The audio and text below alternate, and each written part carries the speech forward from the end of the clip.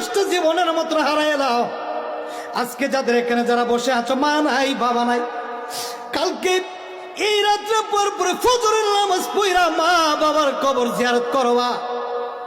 সূরা ফাতিহা একবার পড়বা, সূরা ইখলাস 3 বার পড়বা, সূরা ইয়াসিন পারলে তেলাওয়াত করবা রে, ইয়াসিন তেলাওয়াত করবা আর রহমান তেলাওয়াত করবা। যে কোন সূরা পড়া ফজরের নামাজ পড়বেন।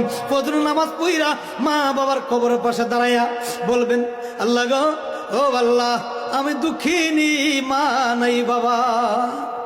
পৃথিবীর সবচাইতে শ্রেষ্ঠ দোয়া হইল সন্তানের। কোন এক সন্তান যদি মা বাবার জন্য যদি খালেস নিয়ে দুইটা হাত বাড়াইয়া দেয় রে, আমার আল্লাহ ডাক দেয়া কয়, সন্তান রে, চোখের পানি মা বাবার কবরের পারে পড়তে দিই আমি আল্লাহ